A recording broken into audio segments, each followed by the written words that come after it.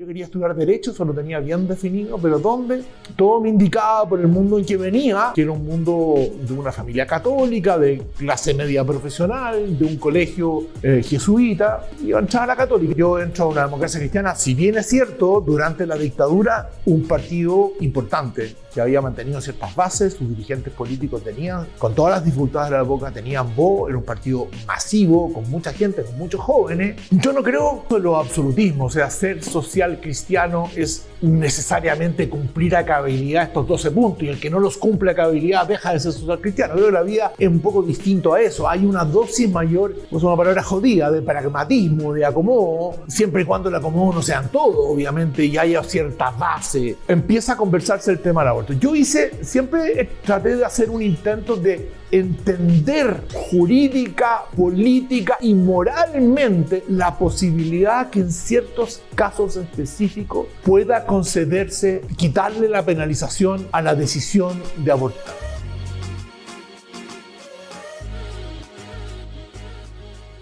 Bueno, Alejandro, y a todos ustedes, muchas gracias por la invitación.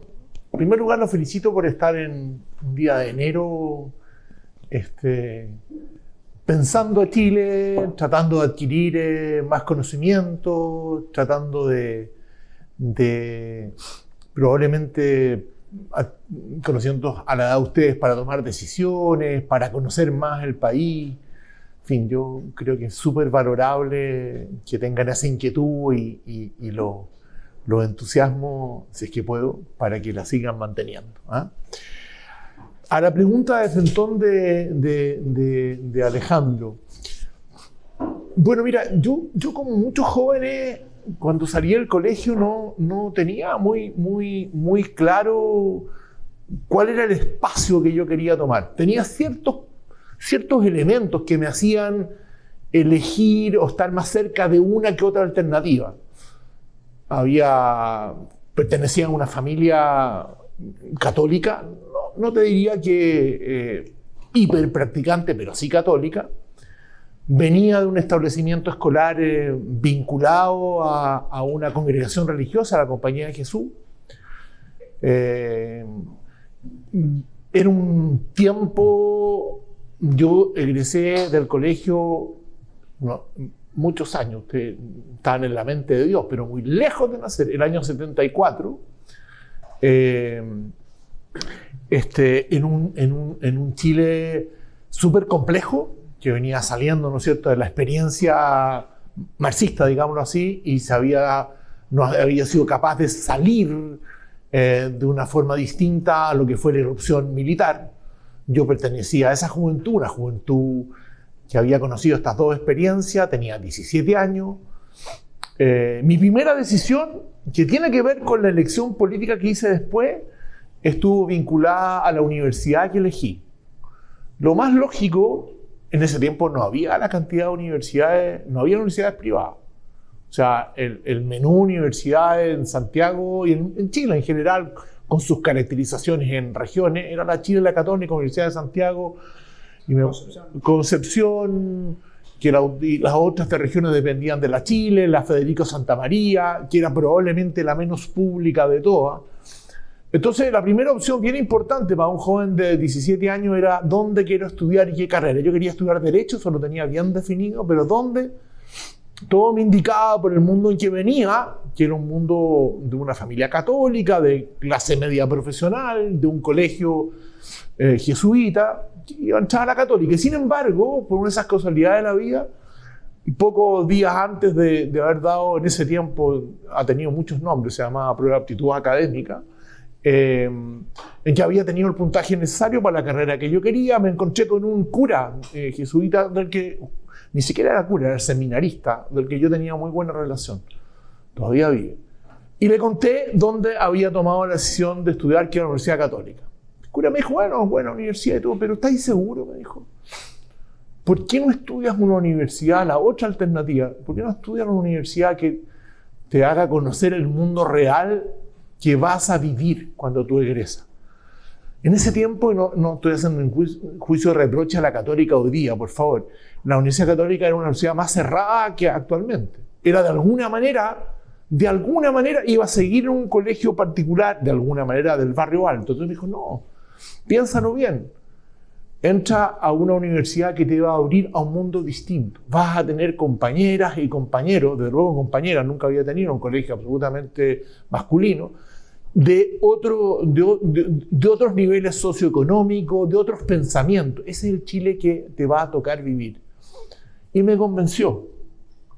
Y yo creo que me convenció para bien, porque yo vertí una parte importante de mi vida en la política. Ya no estoy en la primera línea hace ya como 8 o 9 años, pero durante los años más fructíferos, entre los 27 años y los 59 años, yo me dediqué a la política en distintas dimensiones, como señalaba Alejandro, el joven que dio el currículum. Y esa decisión, dónde estudiar, me vinculó, creo que con más entusiasmo, a las ideas que yo traía. Yo era un joven que venía de un mundo familiar, que mayoritariamente, no todos, pero mayoritariamente habían sentido el golpe militar como un alivio en su cotidianidad, pero tenía también otros cercanos que no lo habían sentido así. Entonces yo entro a la universidad el año 74, 75, y a poco andar me empiezo a vincular a un movimiento a su vez vinculado a la democracia cristiana, que era una de las vertientes, o la vertiente más concreta en Chile hasta esa época, de la mirada social cristiana, ¿no es cierto? Era el partido que reivindicaba desde sus orígenes Rerum Novarum, encíclicas posteriores, y que había tenido una presidencia de la República muy vinculada, ¿no es cierto?, a la creación de instituciones, a su vez vinculadas al social cristianismo, con una decisión democrática de emprender lo que denominó Eduardo Frei Montalva la Revolución en Libertad, reforma agraria, en fin, una serie de cuestiones. Y mi vinculación empieza ahí. Pero para serles bien franco, a poco andar, también muy matizada, no más que matizada, muy vinculada, que el término lo he ocupado muchas veces ya, a lo que empieza a ser una necesidad para un mundo político, era cómo se recuperaba la democracia.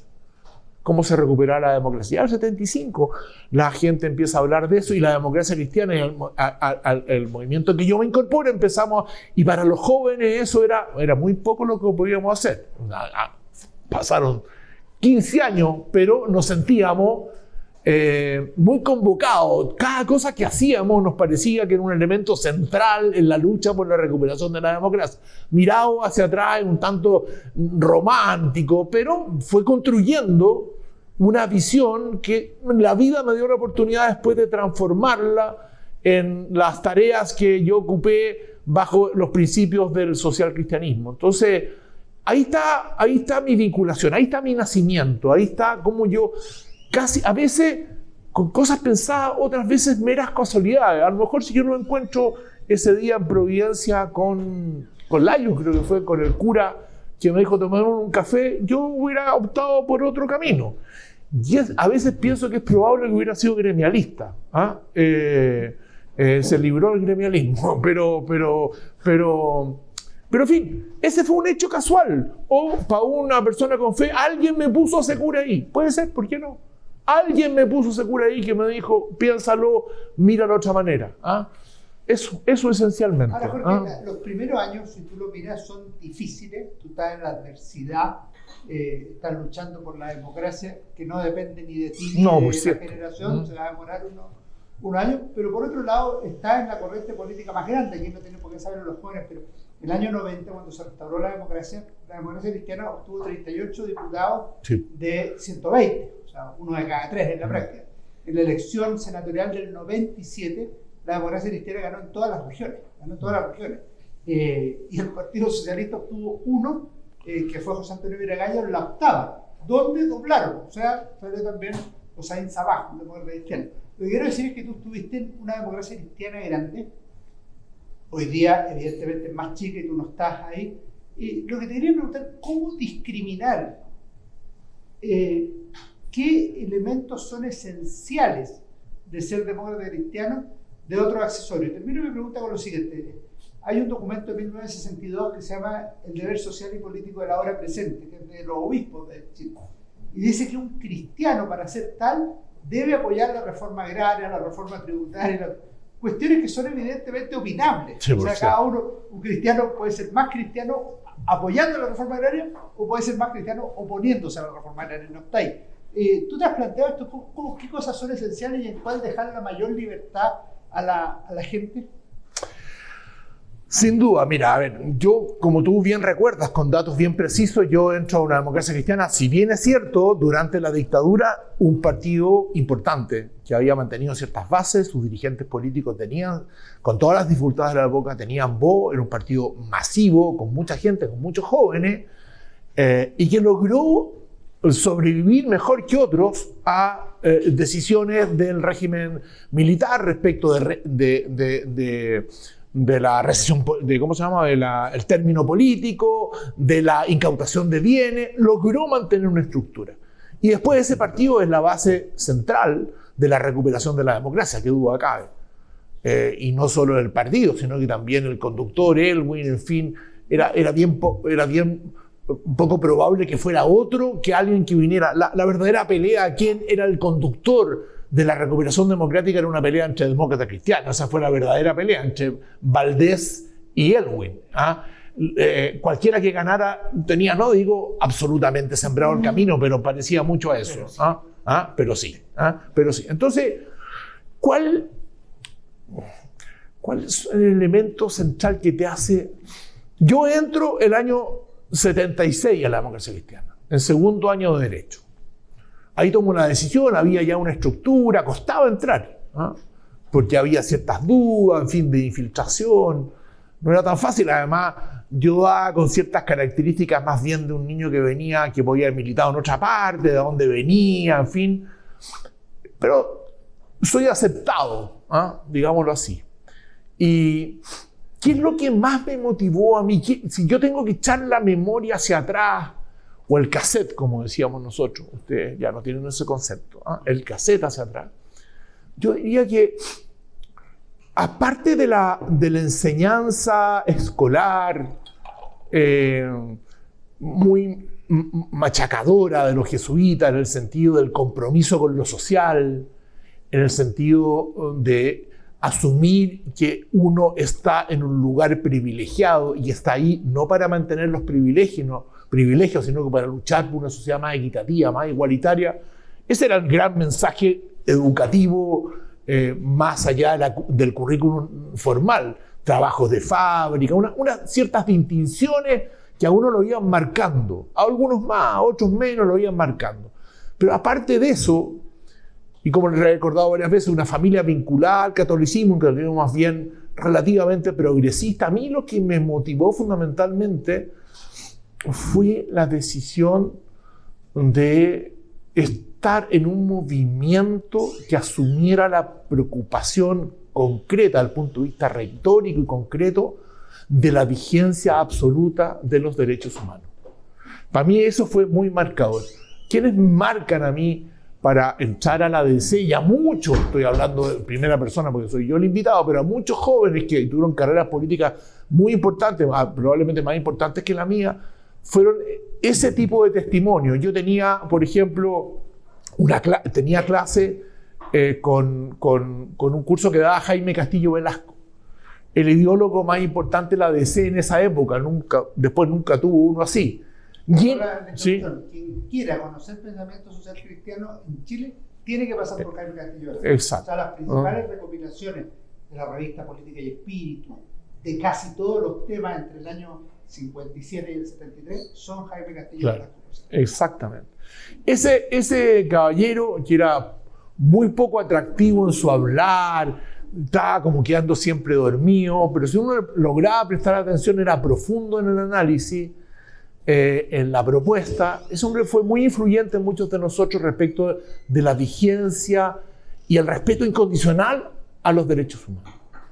También diría que siempre, como ocurre en generaciones mayores, yo tuve contacto, no clase, con otra figura de esa época de un partido, ¿no es cierto?, prohibido, pero que seguía teniendo actividad, y tuve contactos y charlas con Patricio Aylwin, más tarde presidente de la República. ¿Cuál era la tarea de Patricio Aylwin en esa época? 15, 16 años antes del año 90, la tarea era la reconstrucción de un gran acuerdo político, democrático, constitucional.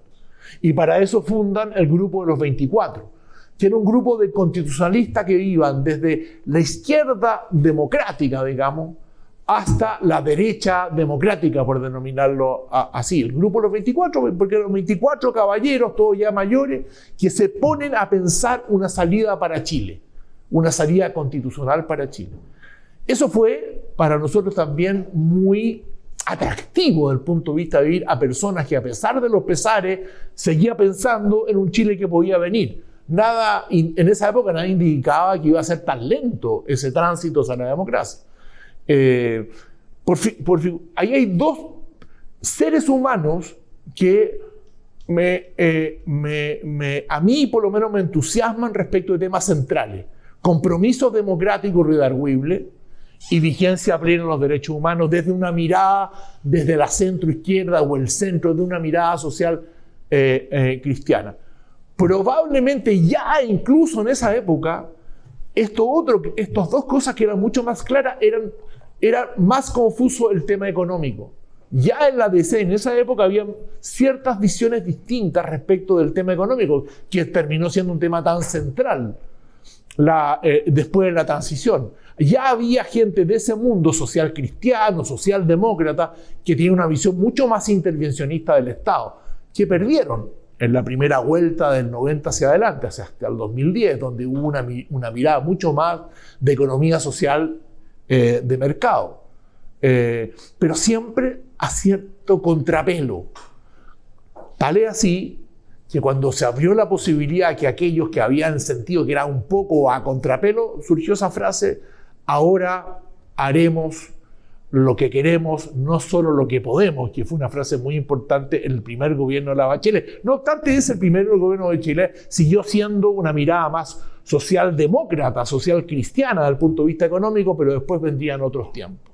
Ahí hay como tres cosas que me marcaron, me he ido por otras cosas de futuro, pero que me marcaron en mi decisión, más o menos un poco a la edad que tienen ustedes, o muy parecida a volcar mi compromiso político de alguna manera, mi interés político en ese mundo. ¿Ah? Hay un tema que me llama la atención y que es el más complejo, creo yo, para tratar por un social cristiano con argumentos social cristianos, que es el tema del aborto. ¿No crees tú que hay una abdicación cuando un falangista, un demócrata cristiano, un social cristiano apoya el aborto? Y lo digo en lo siguiente: yo creo que hay muchas razones para estar en contra del aborto y para estar a favor del aborto. Lo que no he visto en un demócrata cristiano es un argumento cristiano respecto del aborto. Siempre recurren a un argumento liberal, tipo es una decisión de las mujeres, o a un argumento economicista, tipo es muy difícil mantener a las guaguas en contra. Pero llama la atención que a priori hay una renuncia ideológica. Sin duda. A ver, yo creo que yo no creo, como tú dijiste al comienzo, en los absolutismos. O sea, ser social cristiano es necesariamente cumplir a cabalidad estos 12 puntos, y el que no los cumple a cabalidad deja de ser social cristiano. Creo que la vida es un poco distinto a eso. Hay una dosis mayor, es una palabra jodida, de pragmatismo, de acomodo, siempre y cuando el acomodo no sean todo, obviamente, y haya cierta base. Ese es un tema. A ver, es cierto que la defensa, yo voy a contar mi experiencia personal. Cuando se empieza a discutir, bueno, primero discutimos el tema en el Congreso. A mí me tocó en el Congreso votar a favor de la ley de divorcio, con disolución del vínculo, que fue recién aprobada hacia el 2003, 2004. 2005. Mira, yo ya estaba en mi segundo periodo de diputado. Yo me acuerdo que mi gran alegato, junto con otros diputados de C, que teníamos una cierta fuerza de la Iglesia que nos decía que no, algunos se quedaron en esa condición, otros nos salimos de eso. Y me acuerdo que la gran discusión, mira cómo cambia la vida. Yo me declaré en mi discurso partidario, pero dije, cuidado, porque han presentado una indicación en que está modificando el Código Civil en el sentido de cambiar la definición del matrimonio, que empieza cuando un hombre y una mujer, ¿no es cierto? Y nosotros, estaban sacando la palabra hombre y mujer, o dejándolo abierto, y ahí nosotros dijimos, por ningún motivo, si esa es condición, votamos en contra del proyecto. Retiraron la indicación. Al paso de los pocos años sería el gobierno del presidente Piñera el que propondría, ¿no es cierto?, el matrimonio igualitario. Para decirla, o sea, ahí hay uno puede decir un buen cambio, un mal cambio, pero da cuenta de cómo van cambiando las cosas en la sociedad. Después, antes, no como diputado, me había tocado seguir de bien cerca la discusión de fines de los 90 en que termina recién en esa época, 97, 98 en Chile, la distinción entre hijos legítimos y ilegítimos. Entendiendo por ilegítimo los nacidos, estoy simplificando los conceptos, fuera del matrimonio. Esa fue una discusión ardua, pero no en 1875, fue en 1999, en la actual etapa democrática del país. Y una situación súper estrecha. Más tarde empieza a conversarse el tema del aborto. Yo siempre traté de hacer un intento de entender jurídica, política y moralmente la posibilidad que en ciertos casos específicos pueda concederse quitarle la penalización a la decisión de abortar. Y siempre traté de hacerlo sobre la base de, siempre uno descubre un cura inteligente que le puede dar argumentos en su tesis. No era fácil, pero descubrí un gran jesuita, el cardenal Marino, que creo que ya murió hace poco, fue papabile.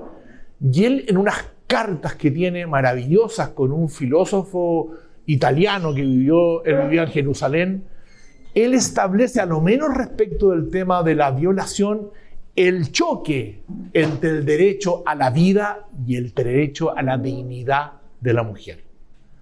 Eso yo siempre lo argumenté, no me tocó votar las tres causales. Pero con la misma franqueza que tenemos que hablar acá, yo creo que las tres causales las habría votado a favor si hubiera estado en la Cámara. Con dificultades, con problemas, pero creo... Voy a terminar, yo sé que esto produce debate, pero estoy contestándole con absoluta honestidad. Tal como hoy día, si estuviera en la Cámara, me opondría absolutamente a el proyecto de aborto sin causales. Creo que ese sería un retroceso brutal. Y eso fundamentalmente. Ya, una pregunta adicional. En un Chile secularizado, o sea, donde la influencia de Dios y la Iglesia es cada vez menor. A pesar que están corriendo algunos vientos mejores en estos últimos días. Pero corren unos vientos que... No, todavía no son un huracán, pero no me refiero a Chomalí, sí. Que le ha recuperado un poco la voz. Si uno mira la presencia de los católicos en Chile en torno al 40%, ante el 80%, sí. 60%. Los católicos en la vida pública tienen menos peso. Los partidos de inspiración cristiana han ido a pérdida, y si uno ve las categorías en las que se discute en Chile, yo diría que las fundamentales son el liberalismo, sea lo que sea que signifique, y el wokismo u otras tendencias por el estilo. ¿Qué crees tú que le podría aportar un pensamiento social cristiano hoy a Chile cuando se cumple el primer cuarto del siglo XXI? Mucho, y por eso que se echa de menos. Probablemente le voy a dar una mirada más bien que o sea, son todas miradas comunes, pero más que de la mirada conceptual de lo que es social cristiano, la vinculación a ciertos principios, creo también se le echa de menos porque el social cristianismo de una u otra manera es vinculada políticamente, a lo menos en nuestro país y en varios países del mundo, al centro político, o al centro progresista, o al centro como lo quieras llamar, o centro derecha en Alemania, pero a un movimiento que muchas veces se convierte en partido político que está al medio de los extremos de izquierda o de derecha. Desde esa perspectiva, pueden haber muchas más. Podemos hablar de muchas más culturalmente, ¿para qué digo? Creo que buena parte de la vulgaridad que se ha instalado en nuestro país, en los medios de comunicación, en la propia forma en que se expresan muchos de los políticos, tiene que ver también con ausencia de valores, en fin. Pero desde el punto de vista político, la ausencia de lo que normalmente fueron ese tipo de corrientes en Chile, la corriente social cristiana, pero también la socialdemócrata más pura, el radicalismo, creo que a Chile, particularmente en los últimos 30 años, le hizo muy bien. Muy bien. Yo creo que no es casualidad que el mejor momento de Chile en muchos aspectos, voy a dar uno solo, que Chile entre la década del 95 y el 2005 haya crecido su Producto Interno Bruto en 5,3 promedio mensual y a partir de esa fecha no ha pasado del 2,1, tiene que ver, a mi juicio, con la ausencia de un centro poderoso, no siempre necesariamente gobernante, sino también una oposición poderosa. Esa forma en que se desinfló tan rápidamente ese centro, por culpas ajenas, pero fundamentalmente la propia, por no ser capaz de defenderlo. O sea, acuérdense ustedes que hace 5 años este país se estableció como un lugar común, que eran los 30 años peores de la historia de Chile. Cuestión absolutamente falsa. Pero eso, que era tan falso, no lo defendieron ni siquiera los actores. Fueron muy pocos los actores que fueron capaces de decir, no, fueron buenos años, los datos indican. Hoy día está reivindicándose, como era obvio, porque vino una decadencia muy brutal desde el punto de vista político en la última década. Entonces, el principal costo, a mi juicio, ha sido político. También cultural, por cierto, pero ha sido político. A Chile, a nuestro país, por nuestras características, le hacía bien la existencia de un partido de ese tipo. Un tiempo fue la Democracia Cristiana, antes fue el Partido Radical. Probablemente en el gobierno de Piñera puede haber sido ciertos movimientos más vinculados, a veces a RN, otras veces a la UDI, más desperfilado tal vez, pero él propiamente tal, más bien ubicado en ese mundo, él como líder, como conductor. Más allá de todas las opiniones que uno puede tener, era una persona que podía mostrar posiciones más bien de ese mundo, particularmente una cosa que yo dije al primer momento, la visión respecto de los derechos humanos, la violación de los derechos humanos, donde el estándar, el ranking de Piñera era impecable, mejor incluso que algunos gallos que después entraban a la concertación. Entonces, creo que ahí, para no ratear, ha habido la situación más faltante para el desarrollo del país. Creo que le ha hecho falta. ¿Cómo vamos a conquistarlo? Lo veo difícil. Creo que todavía falta un tiempo. Yo creo que puede volver, pero no creo que va a ser el próximo gobierno, con otros nombres, qué sé yo. Pero así todo, yo creo que probablemente tengamos una elección más parecida hacia ciertos elementos social cristianos, esta que viene, una segunda vuelta. Yo pienso que probablemente la segunda vuelta sea Matei Toá. Esa es una segunda vuelta más centrista, más con elementos socialdemócratas, algunos social cristianos, que la que tuvimos hace 4 años atrás. Y creo que le puede hacer bien al país. ¿Qué libro bueno se ha leído en el último tiempo? Y preparen sus preguntas, porque van a poder preguntar ahora a ustedes. Bueno, leímos conjunto, ¿no? Porque lo tuvimos que presentar. Alejandro desde una mirada muy histórica, muy documentada, y yo una mirada más política, el libro de nuestro común amigo Gonzalo Arena, decano de la Facultad de Derecho de la Universidad de San Sebastián, sobre Antonio Vara. Muy buen libro. Muy buen libro, una muy buena investigación. Además, el profesor la calificó como investigación. Yo la miré más bien desde una persona, en mi caso también, bastante desconocida. Yo algo conocía, pero nunca había profundizado sobre Antonio Vara, que siempre había sido considerado un segundo Manuel Montt, pero por Dios que fue importante. Ahí les recomiendo al que le guste la historia, ahí tenía una visión, un foco en una persona central, que además tuvo una mirada bastante social cristiana, aunque el término era relativamente desconocido. Tuvo una mirada... sería fuera de época, pero por ahí andaba. Exacto, que hay ciertos elementos. Y si les puedo recomendar un libro de una época que ustedes tampoco vivieron, les recomiendo un libro de un periodista vinculado a la Universidad de Diego Portales, se llama Cristóbal Peña, que escribió un libro sobre la vida de Mariana Calleja. ¿Quién es Mariana Calleja? Una escritora de cierto renombre, de cierta capacidad, pero que paralelamente con ser escritora era la mujer del agente de la DINA que en los delitos más graves participó en todo, de Michael Tauble. Una vida paralela contada, es bien impresionante, entretenido para conocer esa parte de Chile. Y terminé de leer anoche una novela de un autor colombiano que no lo había escuchado nunca lo había leído nada, se llama Tomás González, que se llama Una luz difícil. Una novela cortita, preciosa, tristísima, pero también se puede escribir bien desde la pena, de la tristeza.